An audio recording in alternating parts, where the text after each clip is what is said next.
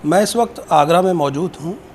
मेरे साथ में मौजूद हैं उद्योग जगत की जानी मानी हस्ती, राष्ट्रीय अंतर्राष्ट्रीय विषयों पर एक निष्पक्ष विश्लेषक और निर्धन गरीब ज़रूरतमंदों की सेवा के लिए हमेशा तत्पर रहने वाले व्यक्तित्व पूरन डावर सर के ऑफिस में मैं वर्तमान जो हालात देश के बने हुए हैं उन पर उनसे चर्चा करूंगा। सर, स्वागत है सबसे पहले तो आपका। धन्यवाद करतार जी। मेरा सवाल ये है कि वर्तमान में मोहम्मद पैगंबर का जो मामला चल रहा है, देश भर में कहीं ना कहीं जो अराजक माहौल बना हुआ है, उसको किस नज़रिए से देखते हैं? देखिए, कुछ वास्तविकताओं को हमको समझना होगा। फैक्ट्स जो हैं उनको कोई झुटला नहीं सकता। कहीं ना कहीं ये आज इस्लाम को भी और अपने मुसलमान भाइयों को भी ये कतई सोचने की ज़रूरत है कि मोहम्मद पैगंबर साहब 6वीं शताब्दी में जन्म लिया। आज 1400 साल हुए। जीवन 1400 साल पूर्व नहीं शुरू हुआ। ये मानव युग जो है 2000 साल पहले ईसा से पूर्व का भी इतिहास है और ईसा से बाद का भी इतिहास है। और हमारी जो सनातन संस्कृति है उसमें हज़ारों वर्ष का इतिहास है। तो कहीं ना कहीं कुछ इतिहास की जो गलतियां हुई हैं, समय समय पर आए लोगों ने कुछ सुधार करने की कोशिश की, कुछ ना कुछ ने अपने कुछ परिवर्तन लाए जिनको लोगों ने फॉलो करना शुरू किया। उनमें से मोहम्मद साहब भी अपने आप में एक पैगंबर का रूप मिला, जिस तरह से गुरु नानक देव को भी मिला, जिस तरह से तेग बहादुर को भी, अन्य गुरुओं को भी मिला, और उसी तरह से बहुत सारे सुधार। लेकिन कुछ ना कुछ विसंगतियां बनी हुई हैं। ऐसी विसंगतियों को समझना बहुत ज़रूरी है और केवल उसे ही सत्य मान लेना। ये 6वीं शताब्दी में जिसने जन्म लिया वो एक सुधारक के रूप में देख सकते हैं, लेकिन उसको एक पैगंबर के रूप में देखना या भगवान के रूप में देखना, मुझे लगता है कि कहीं ना कहीं हम गलती पर हैं। और उसमें जो कुछ तथ्य जिस पर नूपुर शर्मा ने कमेंट किया और वो मीडिया में आज सरकार के लिए भी एक बहुत बड़ा सिरदर्द चैलेंज बना और इतनी बड़ी चुनौती बनी कि पूरे अरब देशों ने इसके ऊपर अपनी प्रतिक्रिया जाहिर की। और उस सबसे बड़ी बात यह है कि वास्तविकता को न समझना और दूसरे के देश में किसी एक व्यक्ति ने अपने जो विचार व्यक्त किए हैं उसको सरकार के विचार मान लेना, चाहे वो उसका राष्ट्रीय प्रवक्ता हो सकता है, प्रवक्ता की अपनी सोच भी हो सकती है, और कहीं ना कहीं उसने कोई नई बात नहीं कही। जो बात है वो पूरे कुरान में भी लिखित है और गूगल पर और हर उस पर मूसा जाकिर ने भी बोला है और हमेशा विद्वान भी उस पर चर्चा करते रहे। ये एक कंट्रोवर्सी का विषय शुरू से रहा है। मुझे लगता है कि उसने कोई ऐसा नया तथ्य नहीं दिया जिस पर इतनी बड़ी प्रतिक्रिया की ज़रूरत थी। कहीं ना कहीं भारत पर दबाव बनाने का ये प्रयास हुआ है और इससे मुझे लगता है कि मोदी सरकार को कोई नुकसान पहुंचने वाला हो। बल्कि पूछना चाहूँगा सर, इसमें हमेशा से पाकिस्तान एक कोशिश करता रहा है कि भारत की कैसे भी बदनामी हो, फजीहत हो, तो ये कहीं ना कहीं जो फ़र्क डालने वाला है, जो अराजकता का माहौल बनाने में जो मदद करने वाला है, वो पाकिस्तान भी। देखिए, निश्चित रूप से हम पूरी तरह से देख रहे हैं कि जो हालात आज पंजाब के हैं, पूरी तरह से इसका पाकिस्तान के प्रयास हैं कि कहीं ना कहीं भारत को डिसरप्ट किया जाए, क्योंकि मोर्चे पर तो कहीं मुकाबला कर नहीं सकता। ये कोशिश लगातार चल रही है और इधर जो मोदी सरकार में जो कुछ सुधारात्मक कदम जो शुरू हुए हैं, वन नेशन वन कंट्री की जो बात आ रही है, जो जनसंख्या नियंत्रण की जो बात आ रही है, और जो करेक्शंस अभी हुए हैं, जिस तरह से राम मंदिर था और 3 तलाक पर जो निर्णय लिए गए, और या जो अभी जिस पर किसी समय आतताइयों ने कब्जा किया, वो स्पष्ट रूप से मंदिर हैं और मंदिर परिलक्षित होते हैं, और उन पर जब ये करेक्शन का जो प्रयास किया जा रहा है उसकी बौखलाहट भी कहीं ना कहीं दिखाई देती है ये। और ये जो अभी जो घटनाएं हुई पिछले हफ्ते या कल की जो घटनाएं हैं, नमाज के बाद में लगभग हर शहर में पथराव होना, ये वाकई बहुत खतरनाक की तरफ ले रहा है। हिंदू समाज को ये सोचना है कि एक नूपुर शर्मा ने बोला, उसके लिए अरब है या करीब करीब जितने भी मुस्लिम कंट्री हैं, 57 कंट्री हैं, 52 कंट्री हैं, वो उस पर बोलने के लिए खड़े हुए हैं। जब हिंदू समाज पर बात आती है, उसके लिए बोलने के लिए कौन खड़ा है? अगर हिंदू भी आज डिवाइडेड रहेगा, इसी तरह से चलता रहेगा, कोई अपने आप को ब्राह्मण बोलेगा तो कोई अपने आप को यादव बोलेगा, या कोई ओबीसी बोलेगा, या कोई शूद्र बोलेगा, बटा हुआ रहेगा, तो हम अपने आप की संस्कृति को, सनातन संस्कृति को कभी भी बचाव कर नहीं पाएंगे। हमारा ये है कि जनसंख्या हिंदुओं की कम नहीं है। 100 करोड़ पूरे एक विश्व में जहाँ 700 करोड़ की टोटल आबादी हो, उसमें 100 करोड़ हिंदुओं की संख्या कम नहीं है। आवश्यकता है कि हम एक हों और सही दिशा में सोचें। आज ये जो बात आ रही है कि भाई हिंदू मुस्लिम को अलग करने की कोशिश की जा रही है, अलग करने की कतई कोशिश नहीं की जा रही है। वास्तविकता बताई जा रही है, जो इतिहास अभी तक का हमने देखा है। या तो हम सोचें कि हम कश्मीर बनने का इंतज़ार करें, उस आबादी को या उसको इतना बढ़ने दें, और हम इन जो कुछ हो रहा है उसे सहन करते चलें, और आज एक दिन ऐसी स्थिति आए कि हमको अपने देश से ही निकलना पड़े, या फिर अभी से उस करेक्शंस को लाया जाए। सरकार सही दिशा में काम कर रही है। कहीं ना कहीं 1 नेशन 1 लॉ लाना ही होगा। जब बात करते हैं कि सेकुलरिज्म की, जब सेकुलरिज्म की बात करते हैं तो सारे लोग एक हैं। ऐसा कैसे हो सकता है कि उसके लिए तो संविधान के राइट चाहिए, लेकिन जब बात उस पर आए तो धार्मिक राइट चाहिए। दोनों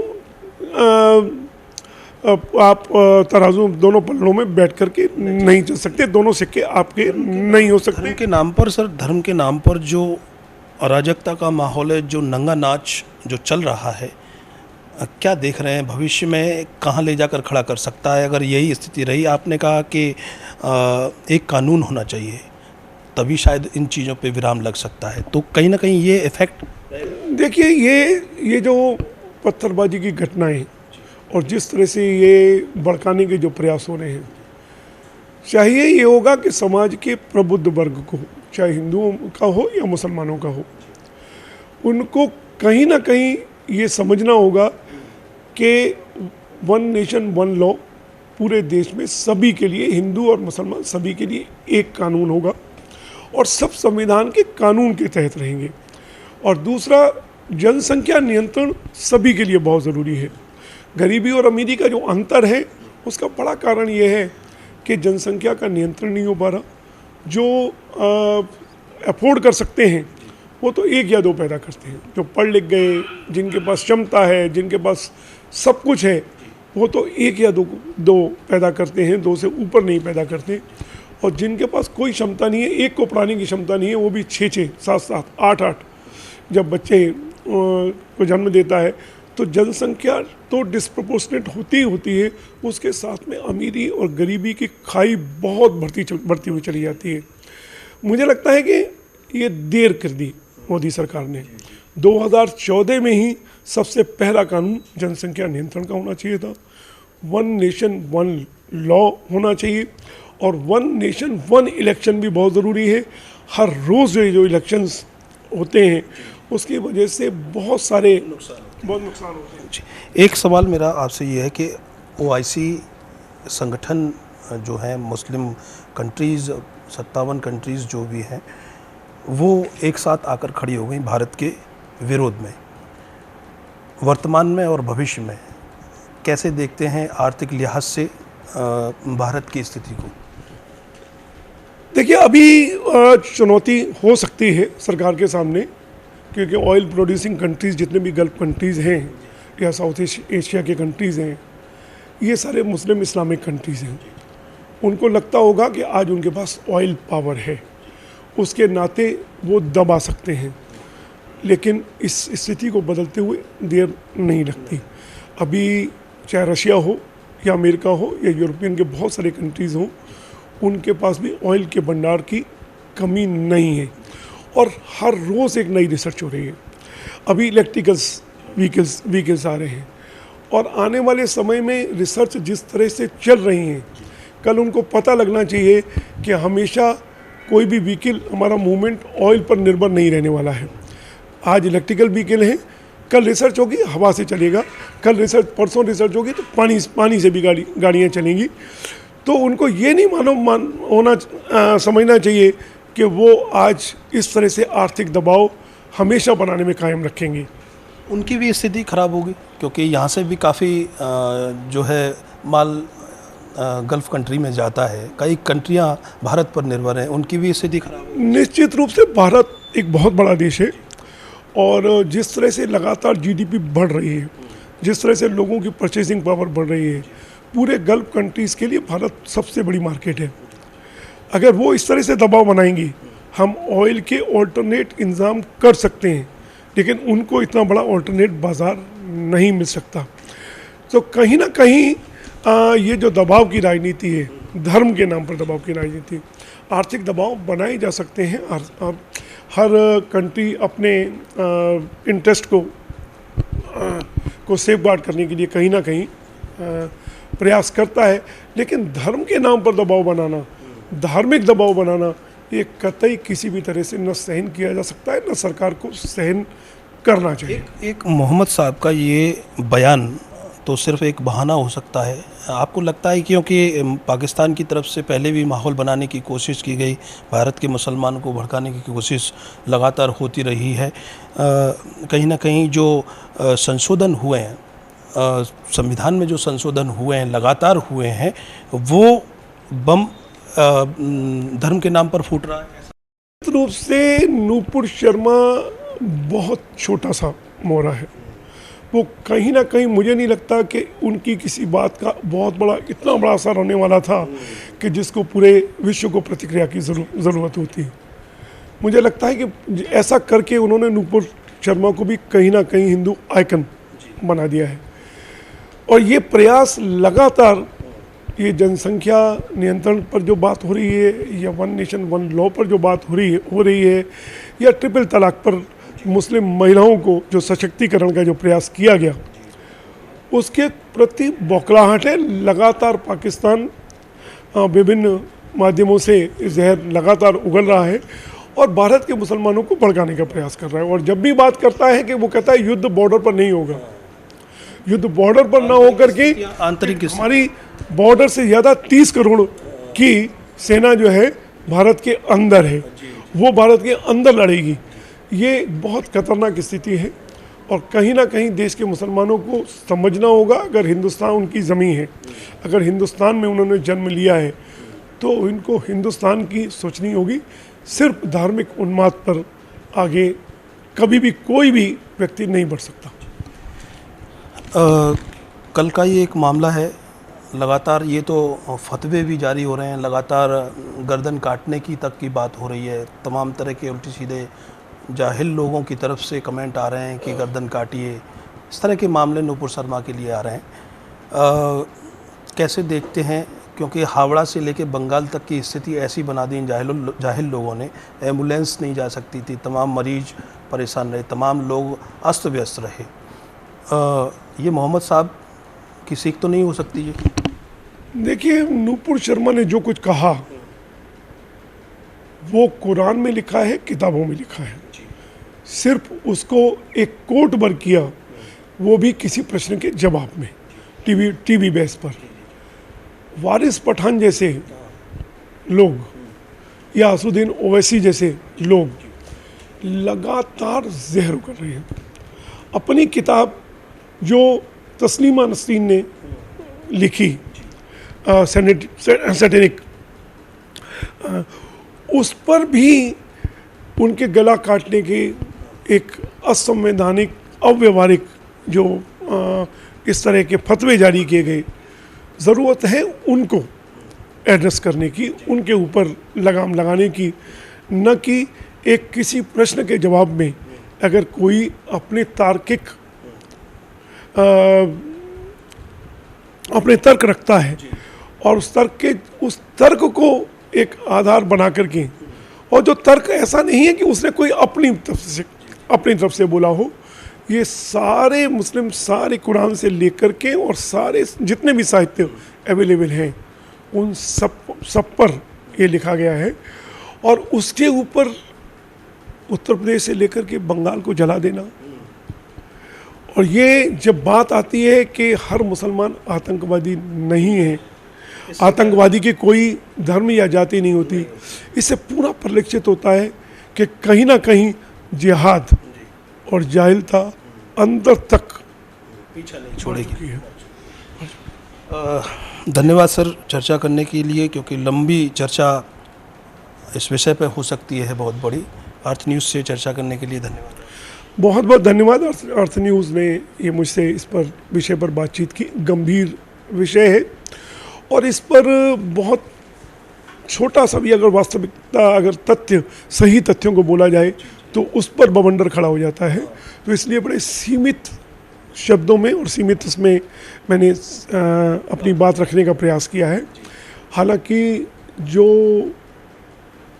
वास्तविकता है, जो स्थिति ग्राउंड पर है, उससे निश्चित रूप से हर व्यक्ति का खून खौलता है। तो अपने विचार थे, एक विश्लेषक हैं, राष्ट्रीय अंतर्राष्ट्रीय विषयों पर अपनी निष्पक्ष राय रखते हैं, आगरा के जाने माने उद्योगपति हैं और तमाम ज़रूरतमंद लोगों के लिए आप काम करते हैं। पूरन डाबर साहब मेरे साथ में थे, और कहीं ना कहीं जो एक पक्षीय बातें होती हैं तो वो ठीक नहीं है समाज के लिए। ख़ास करके जब इस्लाम की कोई बात आती है, इस्लाम धर्म की कोई बात आती है, तो ये अराजक माहौल बनाने की कोशिश कर दी जाती है देश का। लेकिन सनातन की कोई बात आती है तो तमाम डिबेट्स में देखा गया है कि सनातन धर्म के जो भी देवी देवता हैं उनको लोग कहीं ना कहीं अपमानित करते हैं, फिल्मों के माध्यम से अपमानित करते हैं। लेकिन ये सहिष्णु धर्म कहा गया है। इस सनातन धर्म के व्यक्तित्व संत साधु प्रवृत्ति के कहे गए हैं। कहीं ना कहीं इन चीज़ों पर विराम लगाया जा सकता है, वैचारिक मतभेद भी ख़त्म किए जा सकते हैं, लेकिन कब तक ये सारी चीज़ें देश झेलता रहेगा, क्योंकि ये देश के लिए एक कोड़ का काम कर रहा है, देश के लिए एक दंश का काम कर रहा है, देश के लिए कहीं ना कहीं देश को ख़त्म करने का काम कर रहा है। ये कहीं ना कहीं बैठ के मंथन करने का विचार करने का एक विषय है। कैमरे के पीछे RN बघेल, मैं करतार सिंह बघेल, अर्थ न्यूज।